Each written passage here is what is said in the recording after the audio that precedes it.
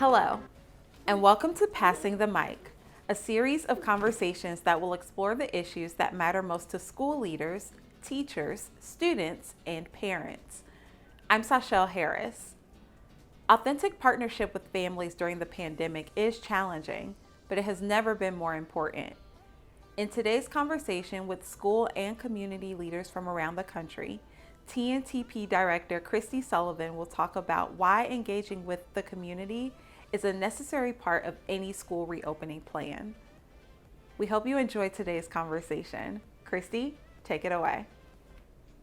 Hello, everyone. I'm Kristy Sullivan, Director with TNTP, and I have the extreme pleasure today to be joined by four of my colleagues who are parents, educators, district leaders, and administrators, just to have a conversation about our work partnering with parents, families, and community partners during this time of the COVID-19 crisis.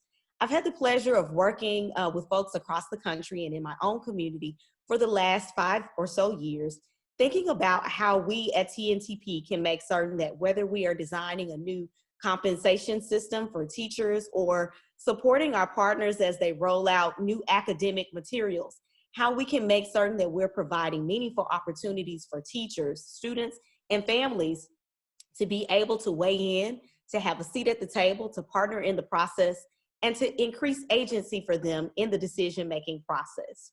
We know that there's over 40 years of research that shows us that when we work in partnerships with parents and families, that students reap the benefits. There are direct ties to academic achievement and parent and family engagement. But the COVID-19 crisis has peeled back those layers for us in a very new way. I'm a parent of 2 daughters. I have a 7-year-old and a 4-year-old, and my experience and my lens into their educational experience has completely changed. I don't have to wait until the end of the week anymore to find out from her teacher how things are going. We've been in the trenches together. So I've been sitting at my makeshift classroom at my dining room table, teaching sight words and phonics and multiplication factors for my 2 girls. And so the face of family and community engagement has altered for us, we believe, in very meaningful ways for the near future and for years to come. So I'd like to welcome our listeners and our viewers into this conversation and take this opportunity to allow our guest panelists to introduce themselves. So I'll ask everyone to give us their name, the part of the country that they hail from, the district they represent, the work that they do. And it would be really interesting to also hear from you something that's bringing you joy during these very trying and uncertain times. So Dr. Williams, we'll start with you. Good afternoon, everyone. My name is Dr. Samuel Williams. I'm from Rayville High School in Richland Parish in Louisiana. It's the northern part of Louisiana. I have been teaching. I also been a principal at the same time for the past 15 years. So I still teach the advanced math class to my university students who intend on going to college. And I guess the biggest joy right now I have is the fact that, kids are coming back. Kids are actually being able to come back to school and in any capacity in virtual classes, whether it be face-to-face classes, but to see our kids come back. And again, like you said before, I'm a parent myself. I have, 3 kids, one that's 23, one that's 5, and one that's 13.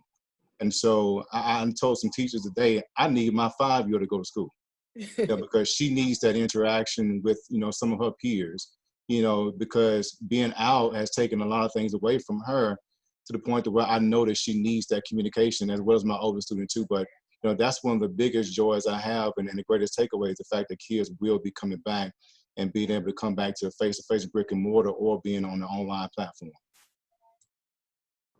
Thank you, Dr. Williams. Veronica Palmer, we'd love to hear from you. Hello, everyone. Thank you so much for having me here today. It's an honor and pleasure to be here. So I'm Veronica Crespin-Palmer, co-founder and CEO of RISE Colorado. At RISE, we work to educate, engage, and empower low-income families and families of color to rise as change agents for educational equity in our public school system. So I'm coming from Aurora in Denver, Colorado. I too have 2 children, 2 beautiful Afro-Latino children who are 8 and 10, soon to be 11. So we're going from elementary to middle school, lots of transitions. So I don't just do family engagement and community organizing for educational equity for fun. I also do it every day in my life with my 2 beautiful children. And what brings me joy right now is really the special time of being with them, running with them, going on walks with them, and just having really deep conversations that honestly we didn't have time for before. So really enjoying spending time with them and getting to really see their personalities unfold before me, and really what their passions are and how can I make sure those passions are being addressed at home, but also in their learning at school. So thank you all for having me. Thank you. We appreciate that. I'm also learning a lot about my two as well. So I'm right there with you. Thank you. Dr. Aune from Collier County in Florida. Welcome to the conversation. We'd love to hear from you. Thanks, everyone. And thank you, Kristy, for hosting this conversation and getting to learn from each other, and know that although we're in different parts of the country, we have many commonalities in what we're trying to accomplish for our children. My name is Peggy Aune, Associate Superintendent of Teaching and Learning here in Collier County. We are in Southwest Florida, and we have over 45,000 students, pre-K through 12, with 2 technical colleges. And doing just the good work of looking forward to returning to school in various capacities and welcoming that back, and certainly bringing joy. And it's exciting to hear as well that we're all have that parent perspective on this. We have 2 daughters, one preparing to go away to college, who is a senior and graduated just recently, and our younger daughter who's going into 7th grade. So also seeing through that lens as a parent, all that's been happening and the challenges, but also, as you shared, some of the joys of spending that time.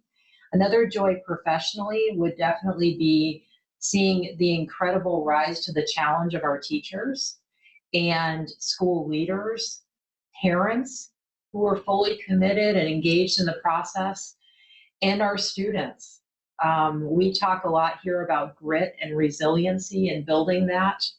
And we have definitely seen that fully on display for our students, our parents, our community members. I know we'll talk about that, Kristy, but certainly the incredible community support through this time as well. So again, thank you for the opportunity to be part of the conversation today.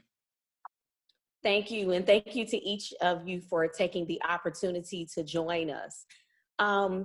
We all each unplanned shared about our perspective and our lens as parents, and how we've been experiencing the last 3 or 4 months and working through and navigating challenging times with our children.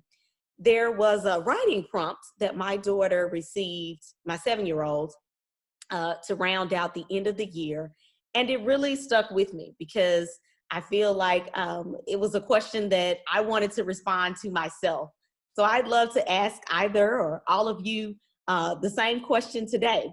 So the teacher asked her, if you had known that schools were closing on the last day that you all were together, if you had known that it was going to be the last day and that you wouldn't be back in those brick and mortar buildings for the remainder of the school year, what would you have done differently?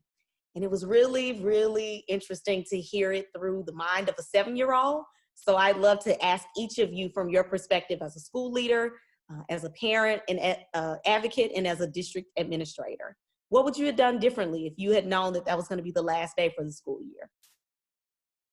I think in the perfect world, if we really would have known that that last day was the actual last day, sending home materials with kids to continue their learning, inform students to go ahead and start looking online to check class, online assignments, inform teachers that they're going to transition to this online platform that we, I guess, in a perfect world, have already been preparing for us, just in case this, may have happened.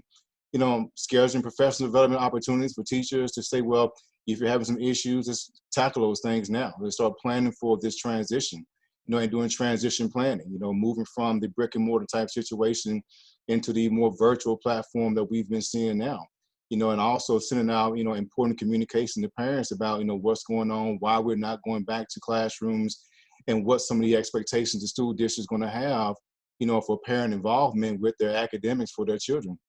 Like I said before, but again, that's a perfect world situation. that if we knew that day was going to be here, and if we knew that the last day was going to be for us March 13th, that we were supposed to have things in place and already planned out for the anticipation that this was going to happen. But again, it's hard to make that decision, that call, but at least provide parents and students with, vital information about how we're going to move to, a different form of, educating our kids.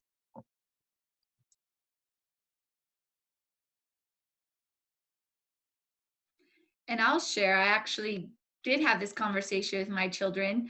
My daughter Aviana, who is now 8, was like, I just wish I could have said goodbye, because a lot of her friends were not able to join online for whatever reason. And that's actually something very interesting that's happened. A lot of students did not show up online for various reasons because of the digital divide, or they moved, but that was really jarring for my daughter. She was like, Mom, my friends aren't here anymore. I don't know where they went.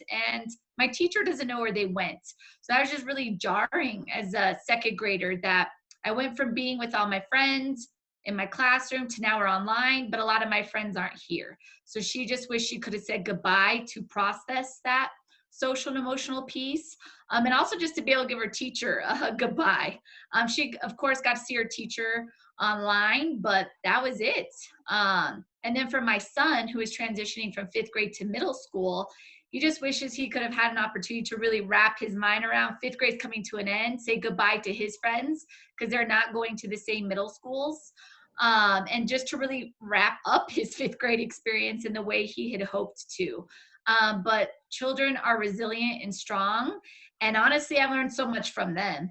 They're the ones who are like, it's going to be okay. This is fun. We're doing something different. So I really appreciate my children being honest of wanting to say goodbye, but also giving me hope and strength and resilience that it's going to be okay.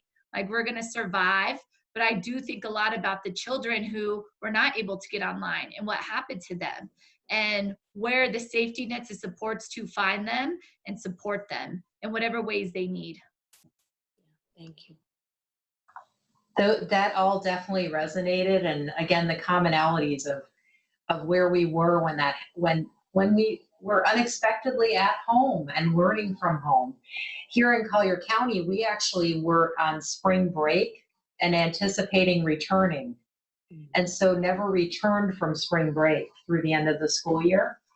And just as you shared around those relationships. So seniors shared, if I had only known, that would be the last time I would see that teacher that I was a mentor to me, I cared so much about, or my classmates, or our 5th graders, as you shared, going to 6th grade. But just relationally, that sense of closure was interrupted. But we really tried to find ways proactively and positively to provide that. Certainly for seniors, it was virtual graduations, which really celebrating and making that special. Other ways, schools were incredibly creative, and parents in trying to find ways to really meet that gap. And our teachers were right on making those virtual connections to students as we transition to online learning or e-learns. I think if we had had a little more preparation time, absolutely getting materials home with students, more time around professional learning with teaching in a virtual environment. But have to say, we found a silver lining around professional learning, that we were able to really continue and do focused topics to large groups of teachers and school leaders in a virtual way, whether it be video conferencing, and still trying to keep those connections. I just think most definitely, though, it was keeping communication open. So we had to pivot and find new ways to communicate, whether with teachers, school leaders, but importantly, parents, our community organizations, to make sure they felt apprised of what was happening and how they could help. And of course, our students, finding ways that they could still have a voice in what was happening and continue to make progress moving forward. So those are a few things that come to mind. Yeah, thank you. Thank you all. Gosh, I hope that the camera did not catch me during your all's responses, but I actually got a little misty-eyed.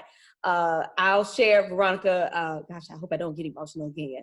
My daughter, who is going from 2nd to 3rd grade, had the same response, as she'll be 8 in 2 weeks as well. But when I read her writing prompt before we submitted it, she said, I just would have wanted to have said goodbye to my teacher and had a pizza party. Gosh, here we go.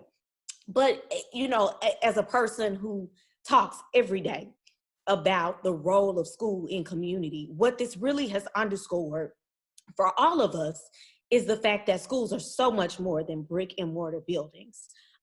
They really give our children a sense of community. And I believe that, you know, we're talking a lot about learning losses, but there will be challenges and impact on our children for many years to come. And it is incumbent upon those of us as adults to make certain that we are providing a nest and a blanket of support for them. So, whoo, I'm gonna pull myself together. Whew, okay, sorry, the mom in me came out. I don't know. Yeah, no worries. Yeah, sorry, I hope my mascara isn't running right. But I did not share earlier the thing that is bringing me joy, and it really relates to where we are in the conversation now. I am so encouraged by the way that even my own community, and as I'm out studying and researching and learning about your prospective communities, how folks are rallying around to build bridges and layers of support for children and families during times that none of us would have ever have thought that we would be experiencing or having to navigate through. So I would want to know, like, what are some new things that you have learned about your district or your school or your home community during this time of uncertainty? Because we are all having to work with each other in very new and innovative ways. So what are some learnings you've had about your community or your school or your district? I would say, you know, just when it all kind of just happened, and then sometimes we like to think about, you know, the lack of involvement you have when school is in its normal capacity, you know, trying to get parents to come out to different events. But when it all, you know, was said and done and we shut down, and given the fact that, you know, most of us that have been supervisors, administrators, at some point, you know, we were teachers at the very beginning. And as a teacher, you have that compassion for your children, your students, or they become your children like your students. And it's almost been like a rallying cry to where we've all been able to come together to say, well, what can we do now to support these kids? What can we offer these kids to make them better while they're out? You know, even though, you know, COVID-19 hit, we were trying to find ways to get education to kids, even though we know we're not coming back at any given time. All through the summertime, we were trying to find ways to get kids information through our Summer Learning Academy, trying out different platforms, still offering summer school, trying to find ways to, if we can, get kids in a place to where they can get their credentials. But that has been one thing I think the district has been, you know, very good at here in Richland Parish, is everyone has some type of stake in making sure every child is still given that same support, whether it be in this brick and mortar situation or on the virtual platform. You know, everyone has some kind of buy-in to making sure that everyone in this district, community members, parents, and family members, you know, as well as students, you know, try to provide some kind of support. You know, like, you know, Dr. Peggy said a couple minutes ago, our teachers have stepped up to the bar. You know, it may have been at the very beginning, how do we do this? But once we start having some intellectual discourse about what we can do for the kids, teachers were able to transition. They were able to move from what they thought they knew was best to something that's uniquely different and also going to help benefit kids in the long run. So it was difficult at the very beginning, but that's what teachers do. They learn and they move forward. They learn and they transition. You know, we all are educators and we all are lifelong learners. So we must change just like kids must change. And I think that from a district standpoint and just school community standpoint, we all have made some significant changes and strides, you know, to make sure that everyone has some kind of buy-in and benefit and see some support, you know, to make sure that our kids are our number one commodity and making sure they are benefiting from anything and everything that we plan for.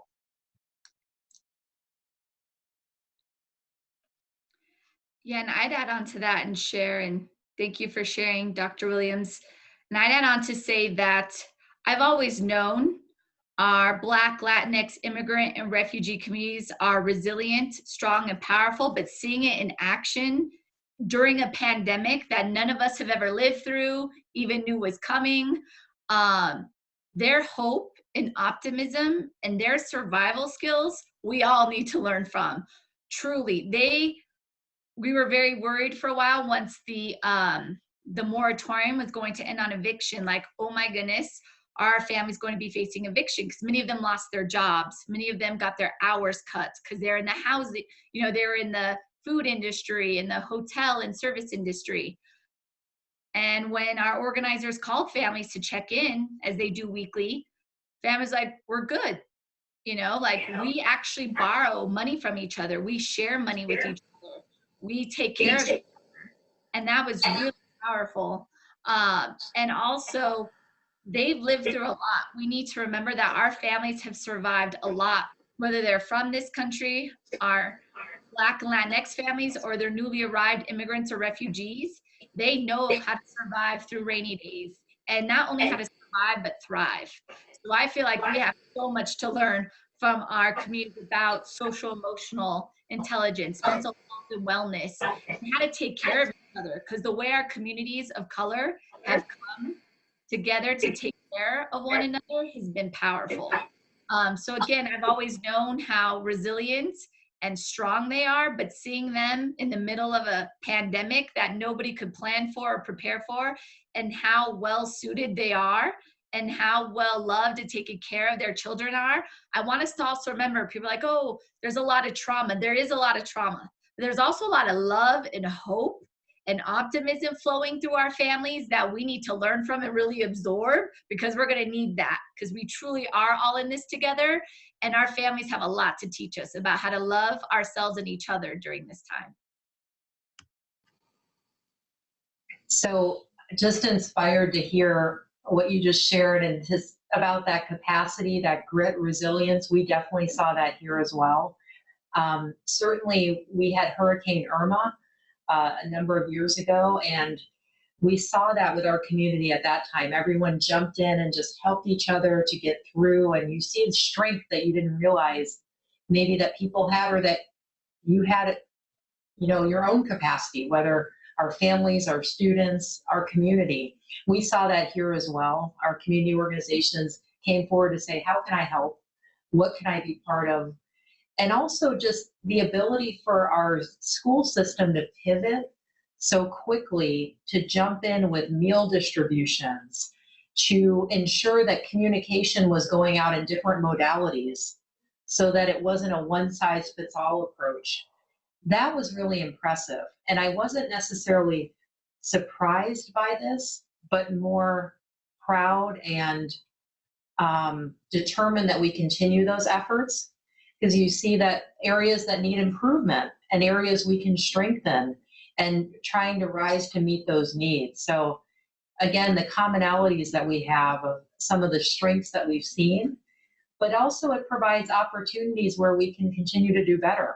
And I think we learned from that too, and we're continuing to adjust and make changes to really meet what our students and families need and be responsive to that.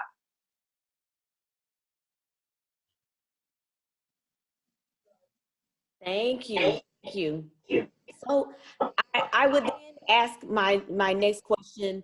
One of the things that we often want to be sure that we do a better job of articulating is how community partners and parents can be better partners in the learning and the academic process. And, I fully own and recognize that, just figuring out how to get meals and how to communicate with families was a Herculean task the first few weeks of the pandemic after schools shuttered. But now that we're moving into a new phase and we're all thinking about reopening, regardless of what that looks like, how can community members and families be better partners in the academic and the learning process? I think no matter where we come from, that it's going to be difficult. I mean, there's a level of difficulty with that that's going to take some concerted effort on all of our parts to make that something more easy and easily accessible to parents and family members, even just community members and just in general. trying to find a way for them to give more informative feedback, to us about, what some of their expectations are for us, as administrators, as teachers, as district leaders, to kind of help making sure that they get all the necessary information they need to be successful, during this time. And we still try to make sure they attend any kind of parental involvement event that we may or may not have, for everyone, because this is a time where we really can't hold back too much information, because everyone wants to know. We may not have the perfect answer. I'm never going to tell them I know everything, but a lot of times, conversations I've had with, parents that ask me questions is just really have a sympathetic and empathetic ear, and being real with them, and not trying to give them this educational jargon that, weighs on them about how things are structured or how things are supposed to be, but just kind of having a real conversation like we're having now, with them, and they become more understanding, because we're all human. We're all going to have, different perspectives on things, but having that sympathetic and empathetic ear and talking to them, just like I'm talking to you guys, and it has been a great asset, in talking to anyone. And once you have that conversation with them, they become more receptive, to how things are, and really kind of, understand, the difficulty that we a lot of times are facing to get school back started, at the times that we are, even though we are pushing things back, but they are, sympathetic and understand a lot more when you do have those conversations with them.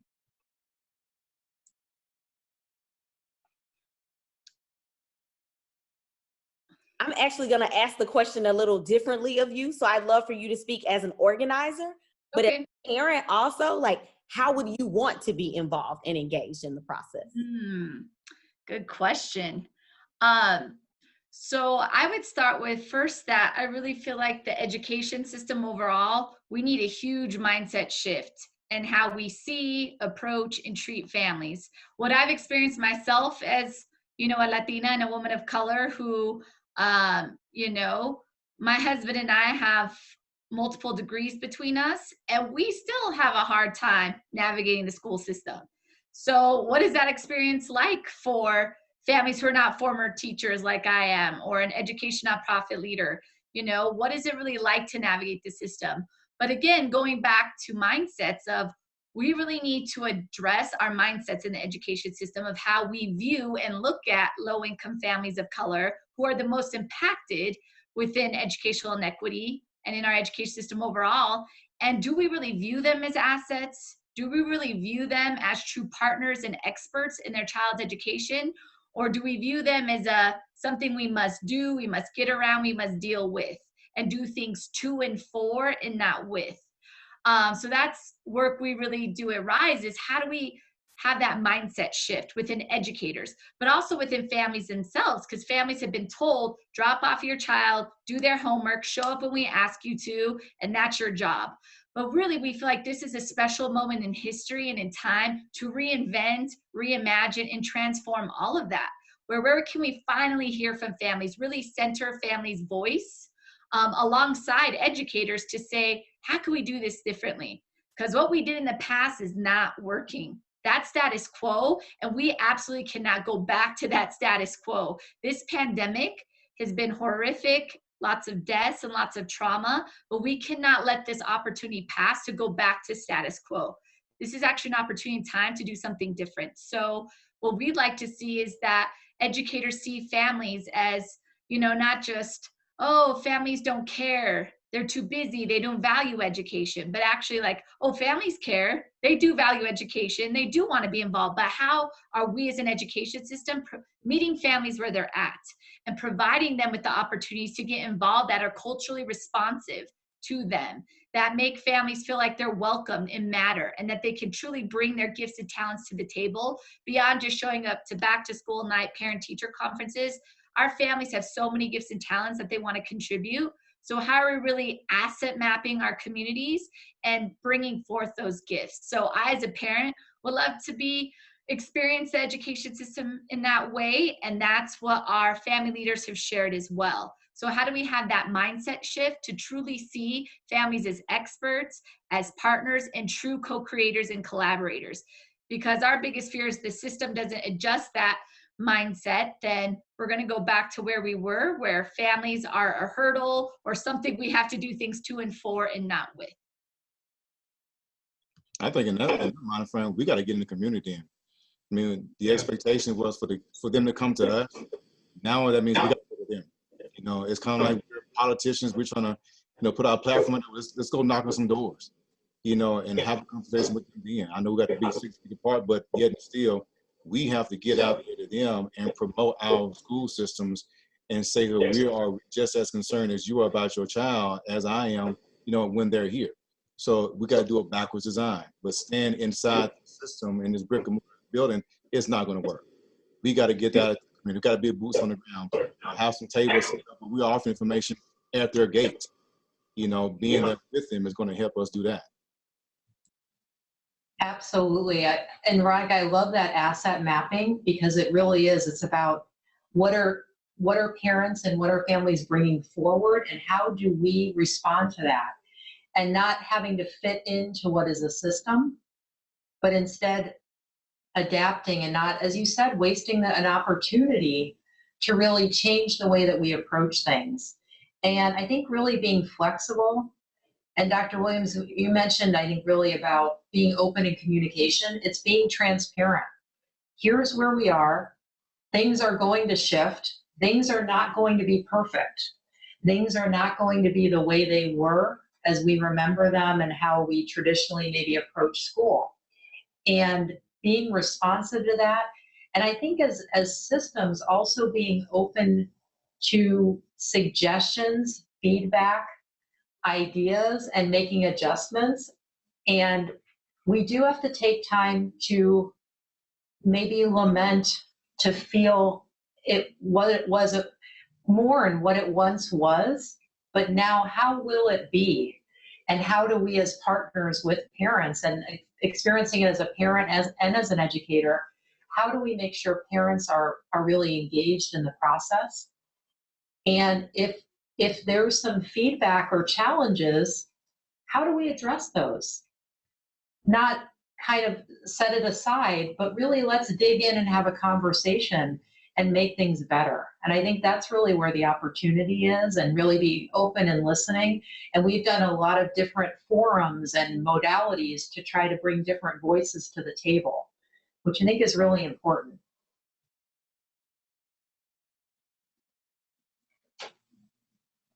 So we've talked in terms of shifting mindsets, being transparent, making certain that we are community centered, and leaving our buildings and embedding ourselves in community versus asking parents, families, and community partners to come to us. Those are great words.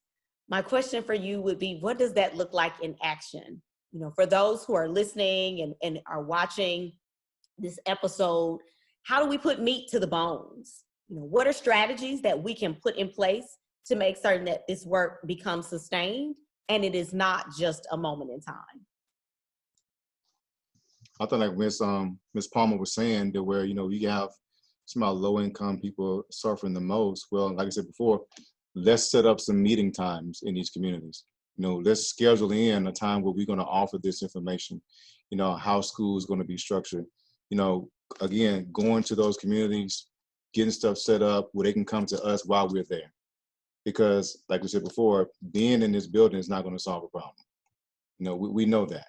You know, if we had difficulty when it was right and everyone was school here, to get them here, but again, we got to change the whole dynamic. You know, but organizing with community leaders, you know, it'd be local churches, you know, businesses, getting them involved, letting them in on it, that we're going to visit this community on this day. We're going to offer these services on this day. This is what we're going to do. And that's the kind of conversation we need to have right now, so we can make sure that information is given effectively and efficiently so they can make those transitions. Because again, everyone does not have access to social media like most of us do. So the form of communication might not be what we're used to. And so we got to get there to them and give out those handouts that we so often love to give, or send home with kids, and backpasses don't reach home. So we got to bring that to them now. Yeah, I absolutely agree with Dr. Williams. We have to have a whole paradigm shift of, like he said, not just families coming to us, to the brick and mortar, but us going to them and figuring out how to do that safely in the middle of a pandemic. But to put some meat to the bones of what we Rise as, community organizers are doing to follow families' lead. So here's what families have come up with. Families have asked to host their own family-led community forum because they want their voices heard, and they actually want to set the table and invite the district to that table. And so families are actually going to be sharing some of their questions. Our district just announced last Friday that we're going to be online to at least October 8th. Before, the announcement was that we're going back in person. So things are rapidly shifting and changing, which makes sense. We're in the middle of a pandemic and crisis. So families have a lot of questions about that, right? Like, what's that going to look like? If I have to go to work all day, what does that mean for my child, and what supports are going to be in place, and what do I do to do this well so that I can still keep a roof over our head, keep food on the table, but also just ask some questions of, what does this mean? What is this going to look like, so that they have time and space to ask the district questions. But also, families have come with their own recommendations. So at Rise, we really trust families and we believe in them. They're most proximate to the challenges. Therefore, they have the best solutions and ideas that they need a space to share those. So in the community forum, families already came up with their recommendations. And, our coalition of Black family leaders are going to share, our Latinx coalition is going to share, and then our Southeast Asian coalition will share, because they all culturally have different ideas and perspectives. So it's going to be really great for district officials to hear from those different perspectives. And we're really grateful 3 of the superintendent's cabinet members are joining to straight answer families' questions. And then the district has done a great job of asking, can we ask families some questions? Can we also have this ongoing and come back to families consistently? So that's a family-led community forum that will be online that we're really excited about.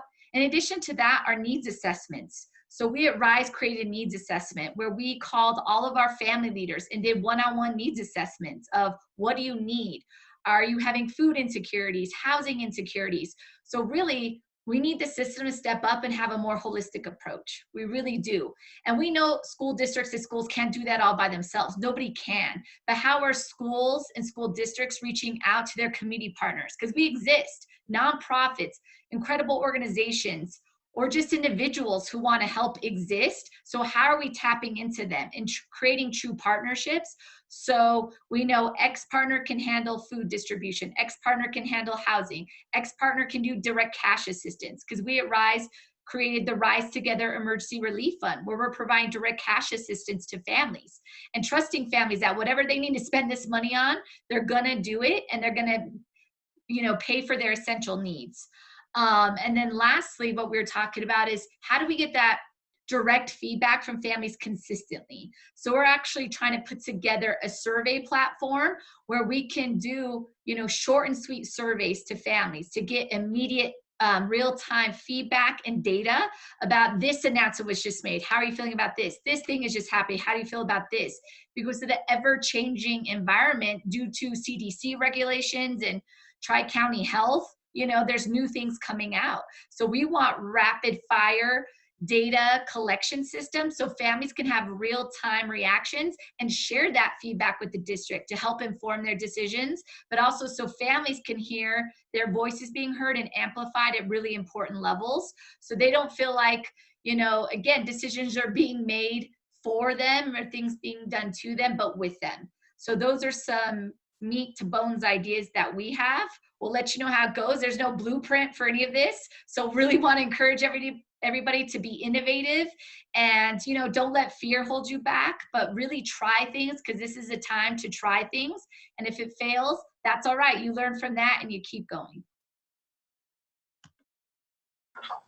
Ms. Palmer, those are amazing ideas. I was thinking about the needs assessments, and I can share too that for us, we definitely were seeing with parent surveys, we did a number of those to kind of see what families were thinking of for reopening, and we've done a number of iterations. And we wanted to make sure the response rates were really getting to families maybe that weren't even aware of the survey or had trouble accessing to give their voice and what they were thinking as we go into the new year. So at our meal distribution sites, we made sure that there was personal contact as families were coming in to make sure they were aware of the various instructional options that were being considered and ways to enter what they were thinking and actually helped with that. And also making sure really with some of our more vulnerable populations of students and families that we were making personal individual contact. Students identified as homeless and their families. We have a large migrant population here in Collier County to make sure that, again, that personal contact, as you said, in a safe way, but making sure there's a touch point. And what are your thoughts? What are you thinking about for your child this coming school year? And I think it's really important to note too, not just our parents who are vital partners, but our students, getting student voice on what their concerns are. What are you worried about? What are some anxieties or stressors? So as we go into the new year, we are planning a really strong social emotional learning approach. And we've had that focus in our district for some time, but really specifically around trauma-informed care for educators to be responsive, but also for educators, self-care, because this is not something that we have an end date to.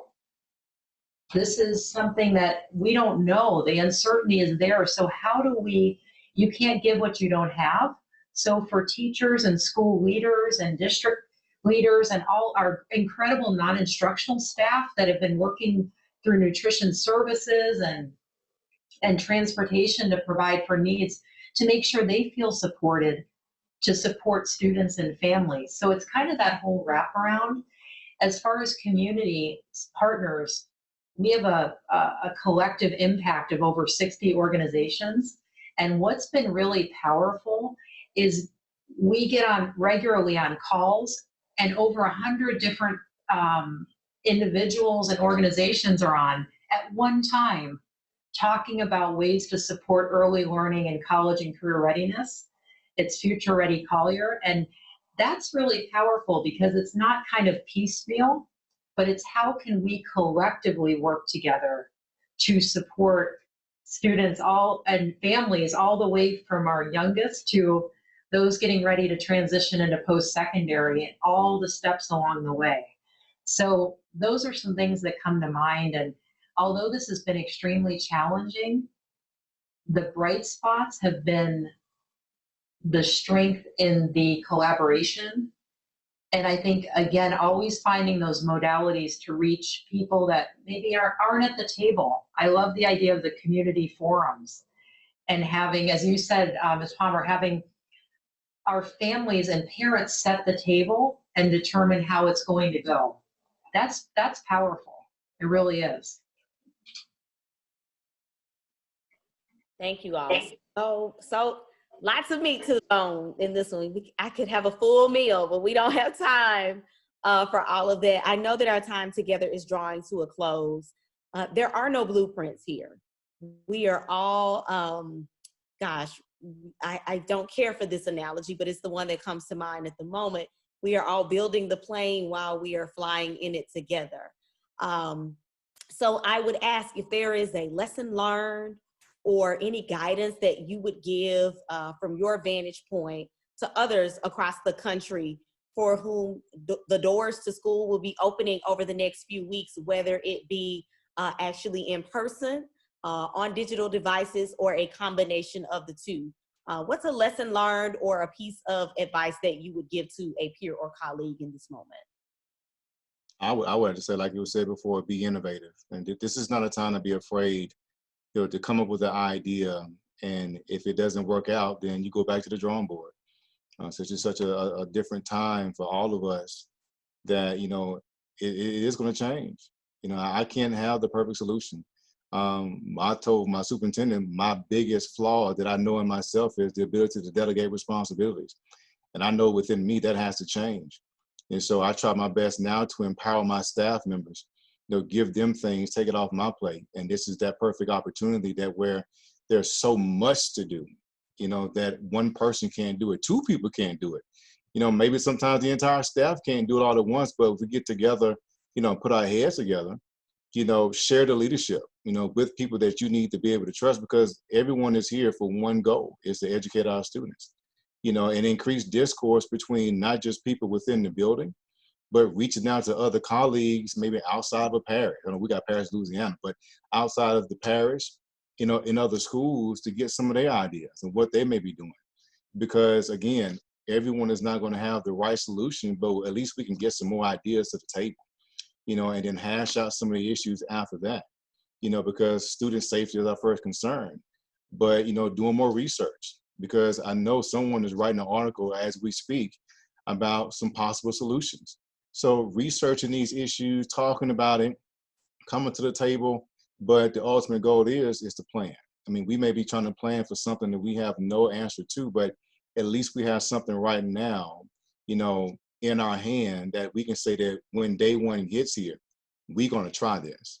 If it fails, we're going to go back, look at it again, and revamp, reissue, rehash, and come up with a better solution, and do it all over again, maybe the next couple of weeks or 6 weeks or 9 weeks. So it's an ongoing learning process, from the time school starts, time kids get here, till the last day they leave. Yes, I absolutely agree with everything Dr. Williams just shared, and would add on some guidance and advice actually from the late Representative John Lewis, who's an incredible civil rights leader and giant of our time. Two things that he would speak about that really resonated with me as an organizer is get into good trouble and get in the way. And so that would be my advice and guidance. How do we get into good trouble right now? Meaning, how do we be innovative and creative and take risks and not be afraid? Because our students deserve that. Our families deserve that. Again, we're in such a critical time in history that we want to be able to look back and say, what good trouble did we get into? What change did we make? What impact do we have? Instead of just being outside of the ring, observing, how are we in the ring? How are we doing something that made a difference, not just for today or tomorrow, but for years and generations to come? So everybody get into good trouble, whatever that means for you, but also get in the way. And what John Lewis meant, Representative John Lewis meant by get in the way is get in the way of racism, get in the way of systemic racism, of inequities, of bias, and do something about it. And so, he shared that. He was always told, oh, segregation is just how it is. These inequities, Jim Crow is just how it is. Don't get in the way. He's like, no, I'm going to get in the way. So how can we all reflect on the world right now? And, the xenophobia, the racism, the sexism, all the isms and phobias that are going on, and how can we get in the way and really set the groundwork for the next generation? I really believe it's the next generation, our children, for those of us on the call, who are really going to build the beautiful, equitable world that we all want and so deserve. So let's get in some good trouble. Let's get in the way. Let's really be able to feel proud of the work that we did for transformative change, especially in education. But also, how can that incredible transformation in education reverberate out to housing, criminal justice reform, immigration reform? I've always believed that education is the linchpin to change everything. So let's get some good trouble and get in the way in education so that can reverberate to create incredible systemic change and equity in the other facets of our society. Absolutely. I think about equity. It's really, for us, increasing access, decreasing barriers for kids and families and educators. And another one that comes to mind, in addition to housing and food stability, is internet access. That's a huge gap, and one that should be really a basic utility for families, because access to knowledge and the ability to really be at the table is having the right tools. And that's where we've accelerated a one-to-one initiative to make sure that that is not a barrier for our students. But I think with all the listening and being very transparent and getting very many different viewpoints, we also have to be steadfast in what we really hold true and know that is right and good for students and families. And by that, I mean, not everyone is going to like every decision. And things are going to happen and there's going to be lots of changes. But if we keep our priorities front and center, around health and safety, high quality educational access for all students, and really that experience, what are parents, students and families experiencing, and look at it from that lens and how we can always be better, I think that we'll be heading in the right direction. And it will be challenging, but I'm optimistic about what we have going forward. And Ms. Palmer, as you said, let's not waste an opportunity to make innovation and change. And that really is what this time is. Absolutely. But I want to thank each of you for taking time out of what I know is an incredibly busy schedule, given all of the priorities that you shared during the course of this conversation. So thank you for making time to join me from my dining room table and have a conversation today. That's the world that we are all living in and are adapting to in this moment. I had something very eloquent that I was going to say to close out this conversation, but Veronica stole my thunder and talked about getting in good trouble and getting. I'm sorry. That's all right, because I'm now going to take some of your words you said earlier. So one thing that you said that really stood out to me is that we need to trust families and we need to trust parents. So I would love to issue that challenge to each of us as adults who are engaged in the learning process of, collectively, just with the four of us, we, through our work, touch hundreds of thousands of children and families.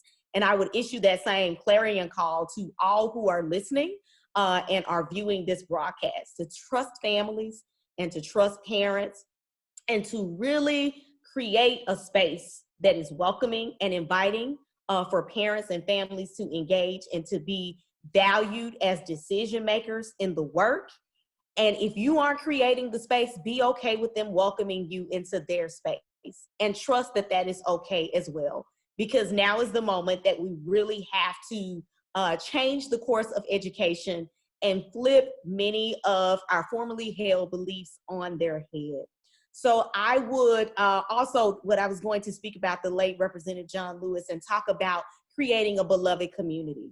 And so I would just also implore everyone to build a beloved community that is drawn from the hopes and the dreams that families and parents have for their children.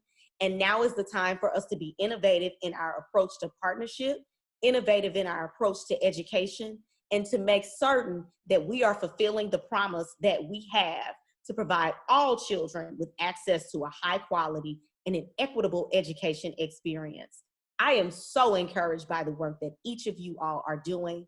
I am really fortunate that I have an opportunity to work with Dr. Williams and Dr. Aune as a part of the project that is being funded through the Carnegie Foundation and 4 districts that we are partnering with.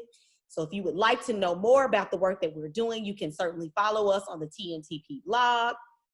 Those who would like to know more about the work that Veronica Palmer is doing, her website is, if I'm not mistaken, rise-colorado.org. So we certainly appreciate and love the work that you're doing there and would encourage others to check out and follow you all on social media and to follow your work. Dr. Samuel says somebody is probably writing an article right now. That more than likely is someone at TNTP. So please stay in tune, stay connected with us. I would encourage each of you all, someone talked about self-care, to make certain that you make time for yourself, to care for yourselves, because that is also a core tenet of the beloved community. And I just look forward, anticipate, and expect that there will be great things coming out of Denver, out of Richland Parish, and out of Collier County, Florida this year. So thank you again for making time to connect with us today. It has been my extreme pleasure, and I have certainly enjoyed the time and hope that it has been beneficial for you as well. Thank you for having me. Thank you all. Thank you so much. Have a great day. Thank you. Bye-bye. Thank you for joining us for Passing the Mic. We encourage you to keep the conversation going and share your thoughts with us on social media using the hashtag #PassingTheMic_TNTP. We look forward to connecting with you during our next conversation. Until then, stay safe.